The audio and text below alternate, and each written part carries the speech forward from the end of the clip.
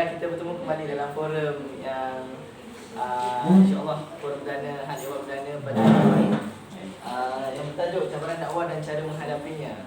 Baiklah, untuk pusingan ketiga ini kita akan lebih kepada cabaran dan sedikit rumusan daripada sejak dulu kita. Dan insyaAllah saya akan merumuskan juga apa yang telah dikatakan oleh ahli panel kita. Okey, saya teruskan kepada Dr. Pak Datin Seri Nur Bashira. Datin Seri Datin Doktor. Datin Nur Bashira. Okey, saya ingin mengatakan kepada Datin, apakah cabaran yang dihadapi cabaran Nabi lain dan juga langkah-langkah yang telah diaplikasikan oleh Nabi tersebut dalam berdakwah. Silakan. Terima kasih untuk terakhir kalinya saudara pengurusi. Okey, seterusnya saya akan pergi pada dakwah Nabi-Nabi lain. Jadi seperti yang kita tahu, Nabi dan Rasul yang wajib kita ketahui adalah 25 orang. Dan daripada 25 orang itu adanya 5 orang Nabi dalam ini. Okey, boleh sebutkan sama-sama? Nabi Musa, Isa, Ibrahim, Muhammad. Okey, betul, pandai. Jadi antara yang 5 tu saya akan ceritakan cabaran bagi seorang Nabi Ulul Azmi, iaitu Nabi Ibrahim. Okey. Jadi Nabi Ibrahim ni adalah seorang Nabi yang memang terbukti banyak cabarannya daripada mula-mula dia kecil lagi, iaitu pada zaman tu adalah pemerintahan zaman Raja Namrud. Okey, jadi pada ketika itu Nabi Ibrahim ni awal-awal kelahiran ni pun dah hadapi cabaran. Sebab apa? Dia nak berdakwah. Sebab dia nak berdakwah kepada ayahnya sendiri. Ayahnya tu siapa? Pembuat berhala. Ayah dia kan? Betul tak? Ayah dia ke ayah saudara dia? Ayahnya sendiri kan? Maksudnya ayah saudara. Maknanya keluarga dia yang terdekat tu adalah pembuat berhala. Keluarga terdekat dia sendiri adalah pembuat berhala. Jadi macam mana dia nak menyampaikan dakwah sedangkan keluarga dia sendiri yang buat benda tu, buat Tuhan yang pada waktu itu sembah. Okay, jadi seterusnya pada waktu itu orang pun sembah matahari, sembah bulan, sembah ayah dia. Okay, jadi ayah dia, ayah dia yang pembuat berhala tu. Jadi antara langkah yang Nabi Ibrahim buat adalah Nabi Ibrahim yang antaranya semua tahu yang cerita yang Nabi Ibrahim musnahkan ke semua berhala dan tinggalkan kapak pada berhala paling besar. Satu berhala paling besar dan ketika itu Raja Namrud panggil lah dia. Kenapa buat benda tu? Mesti dia yang buat. Mesti Nabi Ibrahim yang buat. Jadi Nabi Ibrahim cakap, kenapa tak cakap berhala tu yang buat? Sebab kapak tu ada dekat dia.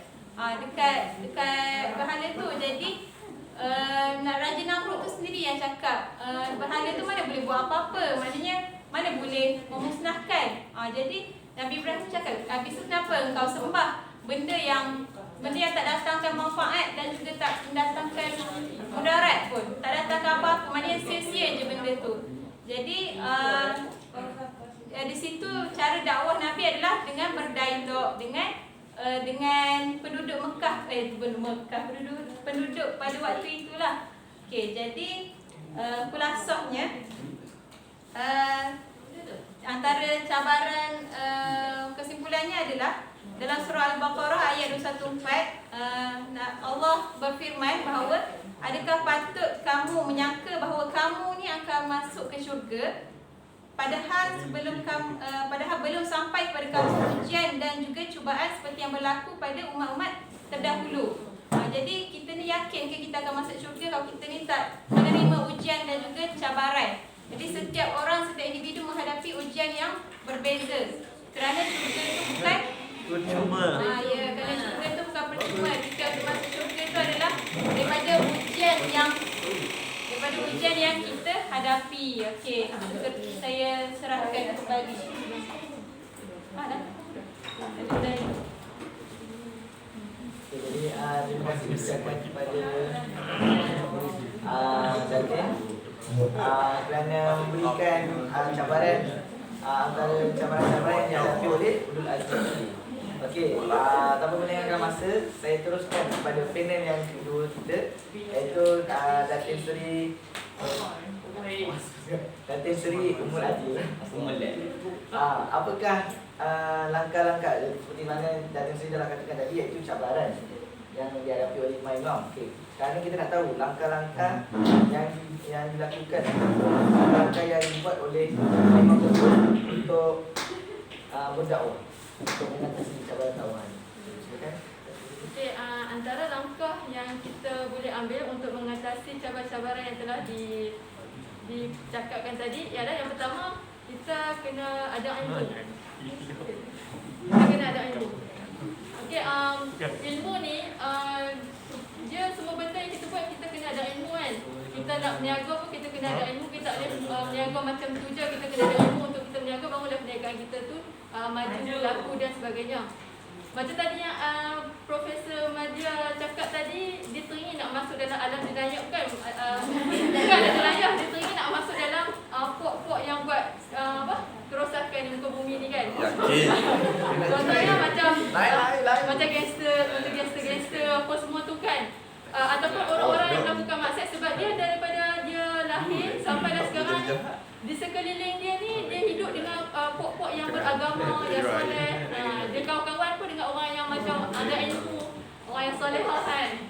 Lepas tu nak cakap yang kalau kita tak cakap dia penjahat, kita cakap dia penjahat, tapi mungkin dia pun agak tersilap langkah macam tu lah. Sebab pengakhiran kita ni kita tak pernah tahu siapa yang berakhir dengan baik, siapa yang berakhir dengan jahat. Barangkali orang yang baik di muka bumi ni mungkin berakhir dengan satu yang tidak dijangka kan. Tapi nak cakap yang nak masuk ke alam macam tu pun kena ada ilmu juga. Dia tak boleh masuk buta karya macam tu je, dia kena ada ilmu. Membagi buta lah, maksudnya masuk je. Okay. Sebab apa, saya ada pengalaman lah. Bukan pengalaman kawan saya sendiri. Dia lelaki, masa ni kat sekolah menengah kan. Dia couple dengan someone sekolah saya sendiri.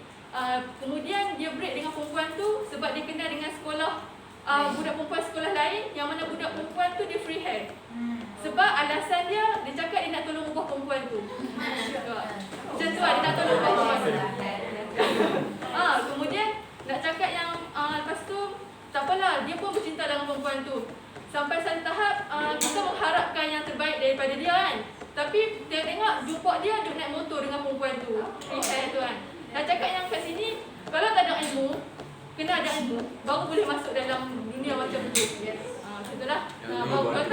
Barulah tak terpesa macam tu.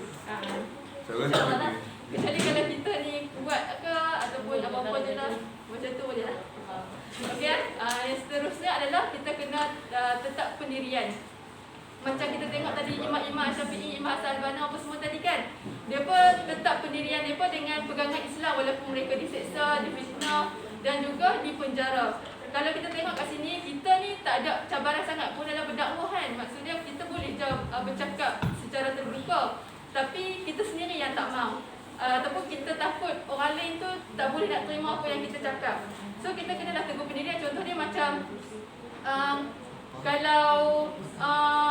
kalau benda tu memang salah, kita kena tetapkan benda tu memang salah walaupun terkena dekat diri kita sendiri.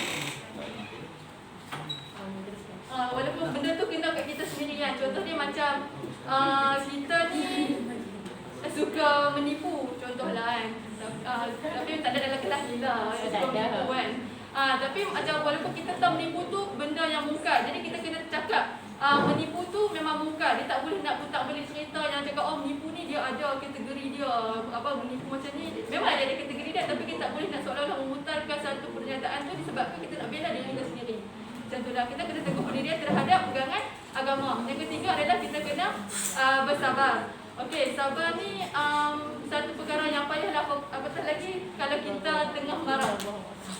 Bila kita tengah marah ni, kita memang tak boleh nak sabar mana lah kan. Sebab tu lah bila orang marah, kita tak boleh nak cakap weh sabar. Kita boleh cakap macam tu. Kita dengar je apa yang dia marah. Macam tu lah. Kita biar dia lepaskan dulu semua benda yang dia nak.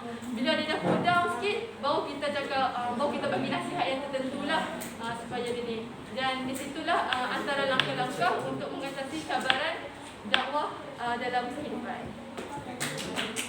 Baiklah, terima kasih ucapkan kepada Datin sendiri. Mohon atas 3 solusi atau langkah yang telah diuraikan dengan baik. Okey, jadinya saya teruskan kepada panel yang ketiga, iaitu Prof. Maja ini, Prof. Maja ini. Okey. Okey.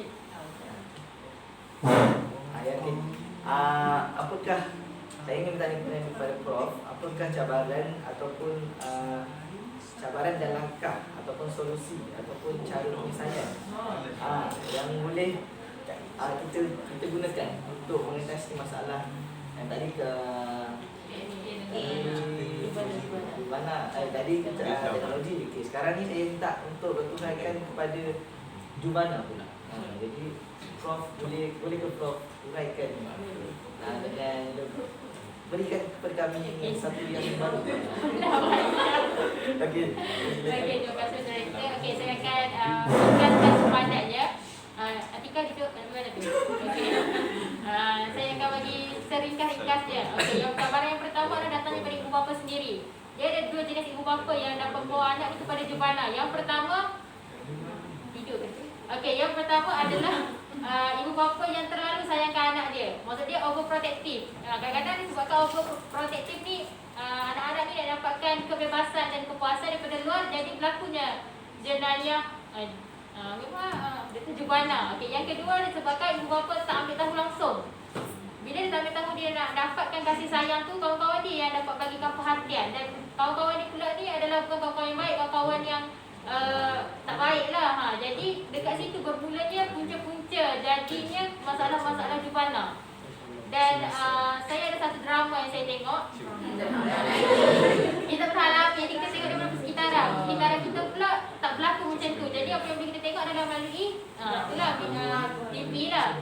Okey, ayah dia ni seorang order dan anak dia ni adalah orang yang macam mana, asma lemah. Jadi dia tak suka tengok anak dia macam ni. Anak dia ni selalu dibuli. Lepas tu dia cerita kat ayah dia ni bully dia. Pasal ayah dia macam tak percaya dia. Lawanlah balik ayah dia cakap, awak ni kena kuat sikit. Dengar tak cerita saya? Dengar. Lepas tu ayah dia ni tak percaya langsung cakap dia macam kuatlah sikit takkan kawan-kawan macam tu pun dah rasa ni. Tapi anak dia ni sering dibuli sampai mental anak dia dah breakdown. Macam tu lah. Jadi ada sekali tu anak dia dah terlampau penat dengan orang duk pukul. Dia cerita kat ayah tak nak dengar. Ayah tak percaya langsung. Jadi dia bunuh diri. Nak ceritanya mengenai peranan ibu bapa ni memang penting. Hadis Nabi Muhammad SAW sendiri pun ada cakap anak ni merupakan kain putih. Ibu bapa yang mencorakkan dia, sama ada nak Nasrani ke, Majusi ke. Jadi benda tu penting. Bila Nabi Muhammad SAW cakap sendiri, maksudnya benda tu memang betul-betul penting. Peranan ibu bapa ni jangan kita fikir peranan sekadar untuk mendidik biasa-biasa. Mendidik biasa-biasa tu maksud dia nak bagi pandai, hantar tuition dan sebagainya. Didikan yang paling terbaik adalah didikan adab. Adab tu paling penting. Bila ada adab, semua akan berjalan dengan lancarnya. Yang kedua adalah masalah persekitaran. Okey, persekitaran ni saya tak pernah tengok lagi persekitaran yang kehidupan dia membuli. Tapi yang paling dekat dengan kita rasanya cerita apa lagi cerita artis lah kan. Okey, contoh macam artis ni ada kan yang pernah bertudung. Dia memang ada niat untuk bertudung, tapi lepas dalam setahun 2 tahun dia buka tudung. Kita pun dah dapat fikir dah, dia sebab dia tak kuat disebabkan oleh persekitaran dia sendiri. Keluarga dia sendiri pun tak pakai tudung, mak dia pun tak pakai tudung, jadi dia tak kuat. Dia tak kuat untuk nak istiqomahkan benda tu. Okey, itu yang kedua. Dan yang ketiga pula adalah hawa nafsu sendiri. Ibu bapa dah didik dengan elok, persekitaran dah elok, tapi kadang-kadang nafsu kita tu lebih daripada apa yang kita bayangkan. Maksudnya nafsu kita sendiri yang rasa macam aku nak cubalah, cuba je, mula cuba. Macam merokok dan dadah, nak cuba je mula-mula, dah sekali ketagih. Macam itulah. Jadi langkah mengatasi semua dia adalah ayah ni pun takkan datang bergolek kepada kita macam itu saja. Jadi segala kebaikan yang kita nak buat, kita sendiri yang kena berperang dengan diri sendiri. Contoh macam kita nak bangun pagi, kita kena perang dengan diri sendiri untuk bangun juga. Macam kita nak berjaya, kita ni macam saya sendiri, saya memang malas nak baca, saya akan tidur. Memang malas lah, saya pun malas sebenarnya. Jadi bila kita nak lawan benda tu, kita kena kuat lah. Maksudnya bangun pagi kita kena bangun ni, kena bangun. Bila kita nak cemerlang, aku kena baca juga. Walaupun aku ngantuk tak apa, baca dah 3 kali macam itu. Macam itulah. Jadi setakat tu sahajalah. Akhir sekali, peranan semua orang memang sangat penting. Lebih-lebih lagi sebagai bakal ibu dan bapa dan bakal guru. Jangan tengok benda tu sekadar risau dan dengar je. Cuba fikir betul-betul, memang penting peranan tu. Sehingga kan Nabi Muhammad sendiri yang sebut peranan ibu bapa ni memang betul-betul penting. Macam mana mak ayah kita didik kita, macam tu juga kita akan didik anak-anak kita supaya jadi macam kita ataupun lebih baik daripada kita. Okey, sekadar itu saja. Wallahualam. Terima kasih ucapkan kepada Prof atas terima kasih kepada Prof atas apa yang telah dinyatakan dalam sisi Prof kita tadi. Okey, saya teruskan kepada panel yang terakhir kita, iaitu Dr. Aminah. Apakah cabaran ataupun langkah yang boleh kita ambil untuk kita bagi mengatasi isu-isu yang telah Prof nyatakan tadi? Ada 4. Jadi yang untuk pusingan kali ini yang ketiga, yang 3 perkara tu. Okay, jadi silakan doktor. Terima kasih. Untuk yang pertama iaitu hedonism. Hedonism ni kita pun dah tahu lah apa faktor-faktor dia. Contohnya macam kurang didikan agama. Lepas tu institusi kekeluargaan yang longgar. Anak-anak ni dia ada satu sifat. Kalau dalam keluarga tu dia tak dapat keseronokan, kasih sayang keluarga tu, dia akan cari kasih sayang dari luar. Sebab itulah adanya pencarian cinta-cinta terlarang tu. Jadi dia nak dapatkan kasih sayang daripada orang luar. Benda tu salah. Sepatutnya ibu bapa perlu memberikan sepenuhnya kasih sayang kepada anak-anak mereka. Tapi terbalik pula jadinya. Dan ada juga di mana keluarga ni dia nak anak dia ni belajar je. Macam kalau tak dapat 5A, mama tak nak belanja ni, mama tak nak buat macam ni. Kalau tak dapat 5A, duduk dalam bilik tu belajar. Jadi kalau macam Aina ada cerita, saya pun ada cerita juga. Contohnya cerita drama Sky Castle. Sky Castle ni saya rasa ramai orang tengok Sky Castle. Sky Castle ni cerita yang bagus lah. Sebabnya dia tunjukkan macam mana ibu bapa yang pentingkan akademik, dia paksa anak dia tu untuk sentiasa memperoleh nombor 1. Contohnya kalau markah penuh 100 kan, nombor 1 dapat dekat Ahmad, nombor 2 dapat dekat Fairuz contohnya. Markah sama saja, tapi Ahmad dengan Fairuz ni, Ahmad nombor 1, Fairuz nombor 2. Mak dia tak puas hati, kenapa anak saya tak dapat nombor 1. Jadi dia nak paksa lagi anak dia belajar sampailah Fairuz tu dapat nombor 1. Akhir sekali cerita tu macam mana keluarga tu jadi runtuh. Dia anak tu berani melawan ibu bapa dia. Maksudnya anak-anak mula macam malaslah nak layan ayah aku selalu macam ni. Jadi kita lah sebagai ibu bapa, saya terapkanlah selalulah, sebabnya kita ni kan bakal ibu bapa sebab nak pergi ke alam seterusnya lah kan. Jadi persediaan awal, jangan letak ekspektasi yang tinggi kepada anak sendiri. Kita kena ketahui limit anak kita tu macam mana. Seterusnya adalah pengaruh rakan sebaya dan juga persekitaran. Kan tadi kan anak kita akan cari kasih sayang luar kan. Jadi dia akan pilih rakan-rakan kita. Kalau kita tengok sekarang ni pun, kalau kita sendiri pernah alami di mana kita ni duduk dengan kawan lebih banyak daripada duduk dengan ibu bapa. Dari sekolah menengah, ada yang dari sekolah rendah dan duduk asrama. Jadi duduk dengan mak ayah tu sangatlah kurang. Jadi mereka akan menagih kasih daripada rakan-rakan mereka, cerita segala benda kepada rakan mereka. Jadi apa perlunya rakan ni? Rakan perlu memberi nasihat yang baik. Bukannya sebagai rakan kita, kau stres ke? Jom pergi kelab. Bukan macam tu. Dan juga pengaruh macam Aini cakap tadi,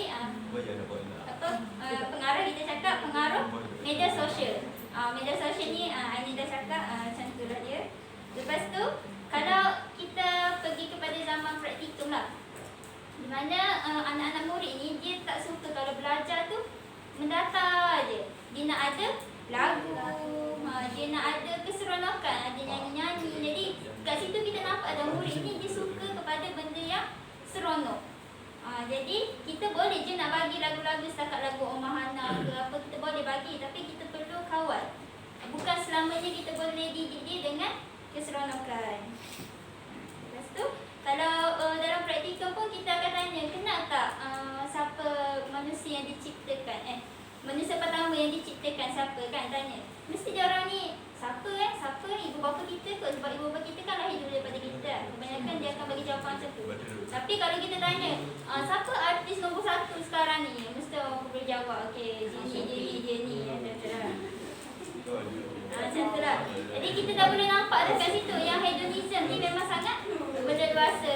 Kalau kita tengok anak-anak murid kita pun macam pakai pakaian tu mengalahkan cikgu. Jangan. Kalau kita tengok sekarang ni tudung macam pasal pusing-pusing, cikgu pakai biasa je, tapi dia pusing-pusing cikgu. Banyak. Jadi kita nampak dah hedonism kat situ. Ada baik. Betul contoh ya. Masa saya praktik kemarin tu ada anak murid ni dia tanya saya macam ni. Ustazah pakai laptop apa? Saya tanya macam tu lah. Saya pakai laptop biasa je. Saya pakai iPad untuk ni. Ustazah tak pakai ke iPhone? Macam tu lah. Dia macam nak downgrade ke iPhone dengan Android kan. Macam tu. Jadi kita nampak kat situ yang murid-murid kita ni sangat taksub dengan kekayaan. Adakah yang family dia lebih kaya daripada cikgu sendiri?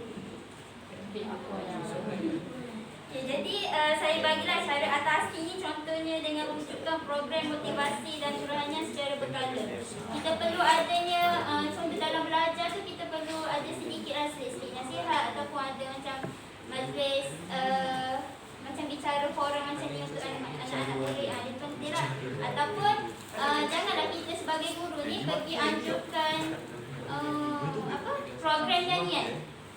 Kita hujung minggu ni nampak anak murid macam stres, jom kita anjurkan pertandingan nyanyian. Apa tu? I can see your voice ke apa kan, versus sekolah. Tak boleh lah macam tu. Idola kecil ke idola besar ke, tak boleh. Lepas tu kita sebagai guru, kita kena jadi role model. Tak adalah anak murid tu nanti dah cikgu buat macam tu, takkanlah saya tak boleh buat macam tu. Lepas tu cikgu pula, cikgu tak apa dah besar, tak boleh lah cakap macam tu kan. Kita kena tunjukkan contoh tauladan yang baik. Jangan biarkan anak murid ni gunting jari dekat cikgu. Lepas tu ni penting, bacaan 30 minit Al-Quran setiap pagi. Macam IPD kita sedang buat kan, mari awal duduk dalam kelas dengar bacaan Al-Quran. Tapi kat kelas kita ni tak dengar pula. Tapi tak apalah, kita kat sekolah nanti anjurkanlah program seperti itu supaya pagi-pagi ni anak-anak murid kita terisi dengan benda-benda mahmudah. Lepas tu yang last sekali, ini saya rasa pentinglah untuk zaman kita sekarang, sebabnya perasaan malu ni memang hilang daripada diri murid-murid. Contohnya kalau kita tengoklah dalam TikTok kan, macam-macam. Lepas tu kalau dekat IG pun ada juga macam murid-murid dah pandai buat review sendiri, tunjuk macam-macam.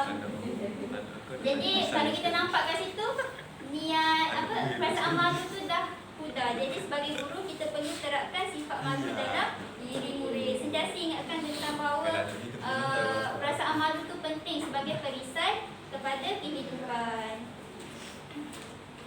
Okey, seterusnya. Seterusnya liberalism. Okey. Saya dah cakap tadi, isu liberalism ni dia samalah. Dia anggap semua agama adalah sama dan dia memperjuangkan fahaman sekularisme, di mana dia mendakwa agama ni adalah bertentangan dengan sains dan agama hanyalah urusan peribadi. Dan dia berpaksikan kepada logik akal semata-mata. Kalau dia berpaksikan logik akal ni, contoh kalau malaikat Allah tu dia tak fikir wujud lah kan. Sebab dia kata mana mungkin Allah ni boleh besar lagi daripada alam. Lepas tu dia juga memperjuangkan tentang orang Islam ni boleh tukar agama. Kalau orang Islam boleh ke tukar agama?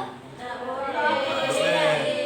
Jadi saya bawakan satu ayat Al-Quran di mana surah Ali Imran ayat 85. Maksud dia, dan sesiapa yang mencari agama selain Islam maka tidak diterima dan dia pada hari akhirat adalah orang yang rugi.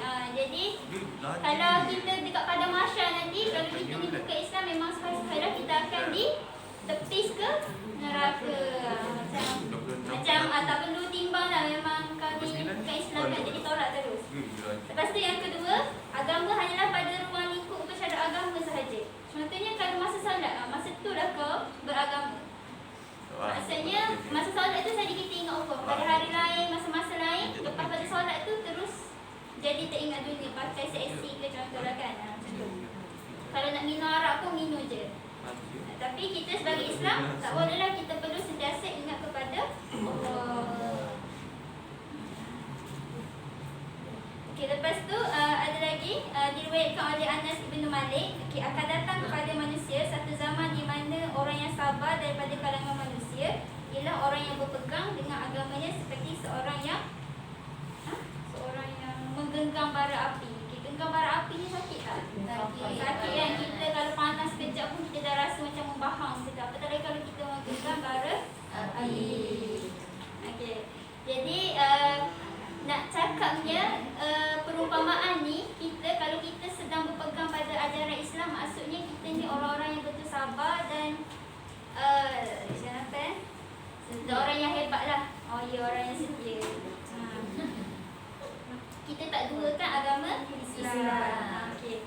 Jadi saya bagi cara untuk atasinya. Okey, macam mana? Okey, yang pertama adalah berpegang teguh dengan agama Islam dan juga ajaran Ahli Sunnah wal Jamaah. Sebab kita pun dah belajar dulu kan, banyak aliran-aliran yang berpaksi kepada Islam tapi bukan Islam. Dan kita tak boleh terpesong lah. Kalau kita terpesong tu cepat-cepat teguhkan hati dan berdoa kepada Allah. Sebab Allah sahaja yang boleh membolak-balikkan hati kita. Okay, yang kedua, kita perlu sedar tentang fahaman agama ni bahaya.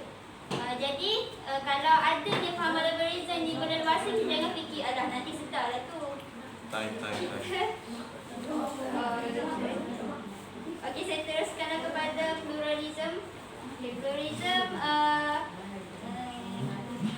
pluralism ni dia cakap semua agama adalah sama.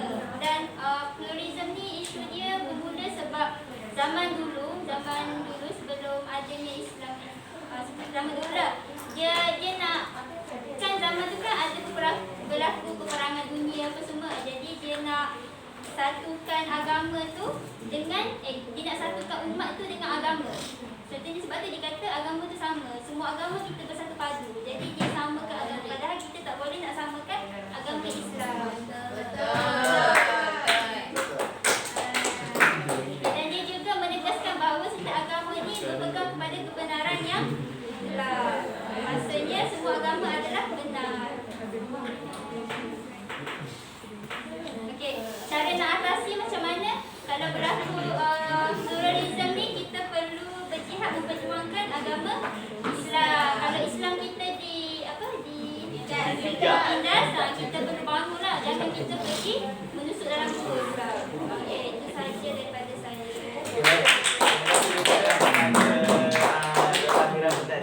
Okey, saya ni memberikan cara rumusannya lah. 2 minit. Okey, sebagai kesimpulannya, okey, kita selaku bakal guru dan akan menjadi guru nanti akan melahirkan generasi yang kental dan menepani isu-isu yang telah dibincangkan sebentar tadi kan. Dua panel ni lah. Okey, jadinya kita sebagai seorang guru perlulah lengkap. Yang pertama, kita perlu lengkap dengan perisai agama. Yang kedua, dan juga kita perlu sedia ada dengan strategi-strategi yang penting untuk kita berdakwah. Senang cerita, kita memperbagaikanlah strategi-strategi kita dan masukkan dalam isi pembelajaran kita. Okey, dan ada sedikit pesanan daripada Imam Al-Ghazali. Jika mahu melihat masa hadapan sesebuah negara, maka lihatlah keadaan anak muda hari ini. Kita telah ketahui anak muda zaman kini amat mencabar dan amat membimbangkan dan amat merisaukan. Okey, jadinya sama-samalah kita sebagai masyarakat yang beragama Islam dan juga umat Islam yang akhir, jadinya sama-samalah kita untuk memperbagaikan dan juga kita berdakwah. Semoga insya-Allah dan akan memberikan efek dan kesan yang baik pada masyarakat umum, insya-Allah. Jadinya ini redap di atas para anak dusun pasang berita. Andai tersilap tutur bicara, jari dusun maaf dipinta. Dengan itu maka berakhirlah forum kita pada hari ini. Assalamualaikum warahmatullahi wabarakatuh. Waalaikumsalam.